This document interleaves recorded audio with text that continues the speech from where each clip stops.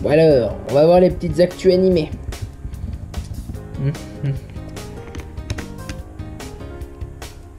Ballroom et Yokoso, qu'est-ce que c'est que ça? Un animé qui est adapté d'un manga sur la danse de salon. Ouais, c'est beau graphiquement, ça me plaît bien. Ça a l'air intéressant.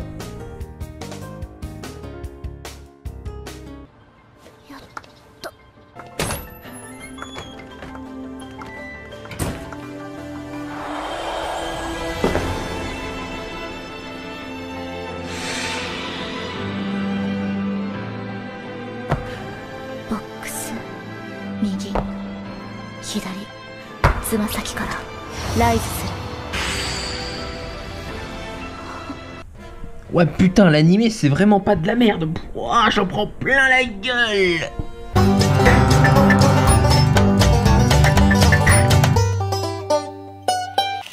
Bienvenue à la Critique des Champs, la chaîne qui parle de manga et d'animé depuis les fins fonds de la campagne. Alors oui, pourquoi Ballroom et Yokoso c'est un de mes mangas coup de cœur, je vais vous l'expliquer tout de suite. Ballroom et Yokoso est direct un croisement entre Shigetsu wa Kimi no Uso et Yuri on Ice en oubliant le yaoi. Tomo Kakushi en est l'auteur, avec 9 tomes qui ne sont pas licenciés en France. Je ne comprendrai pas pourquoi quand on voit certains choix éditoriaux. L'animé, je suis parfaitement béni parce qu'il y a 24 épisodes, avec à la barre derrière le studio Production IG qui a fait Kuroko no Basket et Shingeki no Kyojin entre autres, et Psycho-Pass aussi. Et en même temps, le compositeur de musique, c'est celui qui fait les OST de My Hero Academia, EQ et One Piece Gold principalement, donc c'est du lourd. Alors pourquoi c'est un de mes mangas et animé coup de cœur du moment? Je vais vous l'expliquer avec quelques points. Alors le design, on a affaire à des personnages qui ont une bonne anatomie humaine, pour des lycéens. C'est vrai que quand tu regardes les autres animés comme Clannad, etc., les lycéens, ça fait un peu visual novel, un peu trop kawaii à mon goût. On dirait plus des gamins de 14 ans que des jeunes hommes de 16, 17 ans, voire 18 ans. Donc là, franchement, ça le rend parfaitement bien. Le thème, en plus, c'est la danse. Alors le fait que les personnages ils sont élancés, charismatiques, et qu'ils ont une bonne posture, ça se marie parfaitement avec le thème. Et ça, c'est vachement rare dans la japonimation aujourd'hui que des graphismes soient aussi bien soignés. Hormis Ufotable ou Fate Stay Night, etc. Mais là, pour un truc de tranche de vie, de danse, c'est très très bien. L'histoire, quant à elle, on suit un protagoniste qui n'a pas foi en ses convictions, il ne sait pas ce qu'il veut faire plus tard, il a de la peine à choisir ses choix, ses passions, à définir ce qu'il aime dans la vie, etc. C'est quelqu'un qui n'a pas de confiance en lui. Et un jour, dans la rue, il va avoir une fille qui est dans sa classe, il va essayer de la suivre et voir que celle-ci fait de la danse. Et lui, en allant voir ce qu'elle fait, il va se rendre compte en fait que c'est une passion qui l'intéresse aussi et qui va le fasciner davantage. Et en découvrant cette passion, il va vraiment s'investir à fond là-dedans, même trouver un petit job d'été pour financer ça. Et ce qui est intéressant aussi, c'est qu'on pourrait croire, vu que l'héroïne c'est Shizuku, la fille qui suit dans la rue, que c'est sa seule partenaire de danse, mais en fait non, elle est déjà affiliée avec quelqu'un depuis sa tendre enfance. Et le héros, quant à lui, il va avoir divers partenaires femmes, et du coup, il va évoluer avec elle, et en même temps avoir des rivalités naissantes, et en plus de cela, il va pouvoir améliorer son manque de confiance en soi. J'aime également la façon dont c'est tourné. Ça ressemble un peu aux films américains de danse, là, comme Just Dance, etc., là, où tu sais, le personnage principal, il va s'entraîner toute la nuit, et puis il va attirer du regard les entraîneurs et les amateurs qui sont avec lui. De danse et qui vont vraiment découvrir en lui qu'il a du talent pour cette passion, et après ils vont le faire évoluer dans des compétitions, et ça me rappelle un peu ça là, tu sais, il s'entraîne la nuit, il lâche de la sueur, etc. T'as les personnages qui disent ah ouais putain il a quand même du talent ce petit gars. Mais alors ce que j'aime bien aussi dans cet animé, c'est que je me dis un truc, c'est une des grandes qualités, c'est que bah moi en fait au final j'en ai rien à foutre de la danse. Alors pourquoi je regarde? Les Japonais, c'est ça que j'aime chez eux, c'est que je comprendrai jamais avec n'importe quel thème, ils arrivent à te faire un truc épique. T'as qu'à regarder EQ, c'est le volley. Le volley, c'est un sport qu'on pratique pas à part à la plage, limite. Là, ils font un animé qui est propre à un manga avec des compétitions et tout. Pareil, Silver Spoon, c'est un manga sur l'agriculture.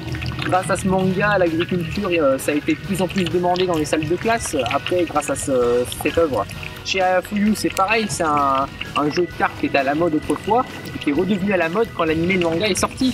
C'est vachement bien ce genre de choses. Et là, c'est pareil avec Ballroom et Yokoso. Et là, pour Ballroom et Yokoso, je m'attendais à plus que du épique, et là j'étais encore plus que servi. La danse de salon est très bien expliquée. Je connais même des gens dans mon entourage qui sont très pointilleux sur les pas de danse et ils ont dit que c'était super bien expliqué, super bien retranscrit en animé et que c'était même propre dans le manga. Donc c'est vraiment une très bonne qualité. Il faut savoir aussi que c'est pas trop caricaturé, je veux dire dans le sens où quand on regarde des animés de sport comme Kuroko no Basket ou Prince of Tennis, on a l'impression que c'est plus des combats de DBZ sur le terrain qu'un truc de sport. Mais là dans Ballroom Yukoso ça va, c'est pas trop caricaturé. Même s'il y a des pas qui sont assez inhumains, on reste encore dans le côté réaliste. Mais des fois quand même, quand ils partent dans les délires, c'est vraiment un peu de la danse d'extraterrestre, style dans la réalité ça fait plus ça que ça.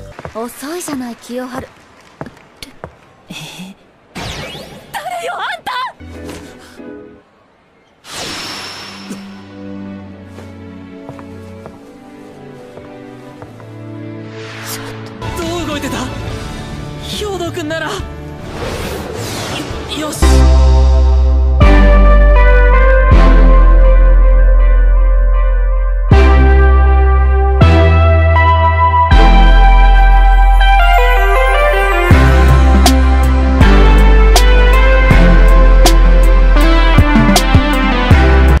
Bruh. Bruh.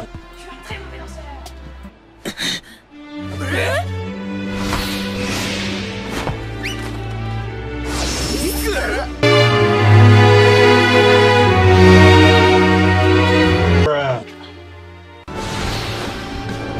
なんで私踊らされちゃってるのよ。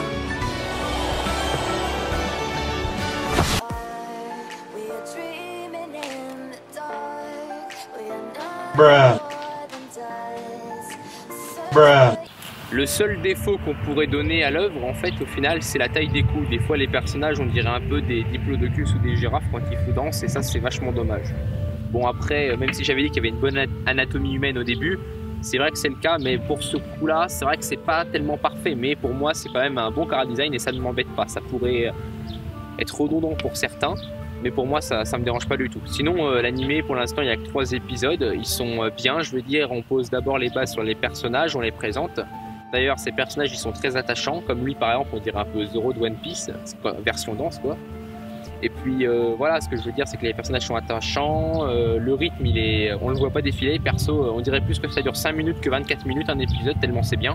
Donc voilà, enfin bref, moi, je vous le conseille. Alors, allez voir et je vous referai une autre vidéo pour réexpliquer si c'est encore toujours un coup de cœur à mon goût.